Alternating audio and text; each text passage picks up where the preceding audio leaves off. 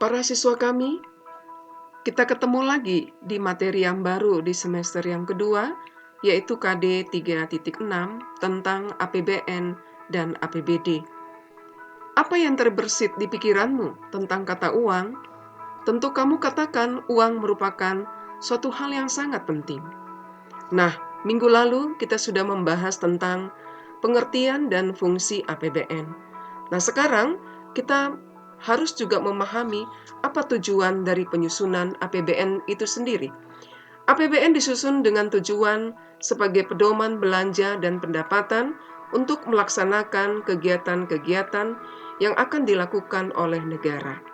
Adanya APBN membuat pemerintah memiliki gambaran apa saja yang akan diterima sebagai pendapatan dan pengeluaran yang akan dilakukan selama 1 tahun anggaran. Nah, sekarang kita akan membahas tentang penerimaan dan pengeluaran negara. Penerimaan negara dapat kita lihat dari penerimaan pajak dan penerimaan bukan pajak. Maka kamu boleh memperhatikan ilustrasi APBN yang Ibu sampaikan videonya tahun 2018 dan tahun 2020 dan juga pengeluaran negara tahun 2020. Semoga bermanfaat untuk kita semua.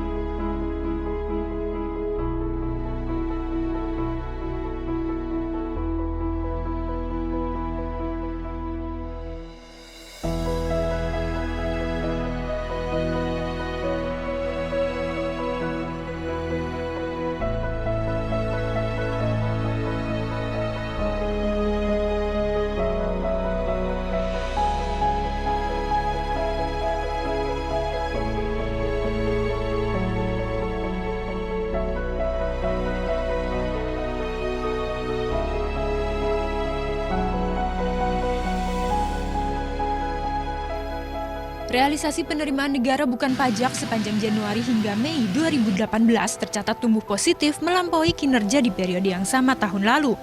Ini terutama ditopang membaiknya harga komoditas di pasar global. Kementerian Keuangan mencatat bahwa sepanjang 5 bulan pertama tahun ini, PNBP telah mencapai 145 triliun rupiah atau 52,7% dari target 275,4 triliun yang dipasang dalam APBN 2018. Angka ini naik 18,6% jika dibanding penerimaan per akhir Mei 2017 yang dilaporkan sebesar 122,2 triliun. Dirjen Anggaran Kementerian Keuangan Askolani mengatakan pertumbuhan ini dipicu oleh harga minyak mentah yang masih dalam tren kenaikan dan juga harga batu bara serta pengaruh dari pelemahan rupiah. Rata-rata harga minyak mentah Indonesia pada Mei tahun ini mencapai 72,46 dolar Amerika Serikat per barel, naik dari 67,43 dolar pada April. Sementara itu, harga acuan batu bara berada di 89,53 dolar per ton pada Mei 2018. Penerimaan negara bukan pajak dari sektor migas tumbuh 43,75% year on year dan PNBP non-migas tumbuh 31,94% year on year. Penerimaan negara bukan pajak Indonesia tercatat positif dengan rata-rata tren peningkatan, kecuali pada tahun 2015 ketika penerimaan anjlok seiring turunnya harga komoditas terutama minyak mentah.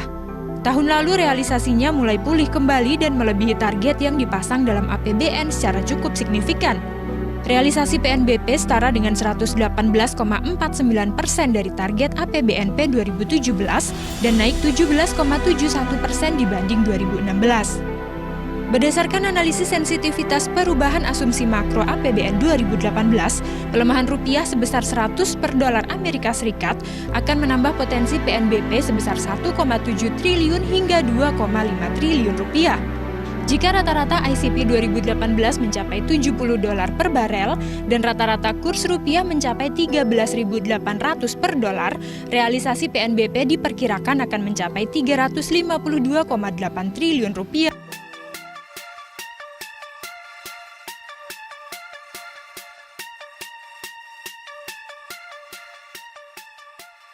Menteri Keuangan Sri Mulyani menyampaikan pemerintah mengeluarkan total 677,2 triliun rupiah untuk penanganan dampak COVID-19. Biaya ini akan tertuang dalam revisi Perpres. Hal tersebut disampaikan usai mengikuti rapat terbatas dengan Presiden Jokowi, penetapan Program Pemulihan Ekonomi Nasional atau PEN, dan perubahan postur APBN 2020 melalui telekonferensi.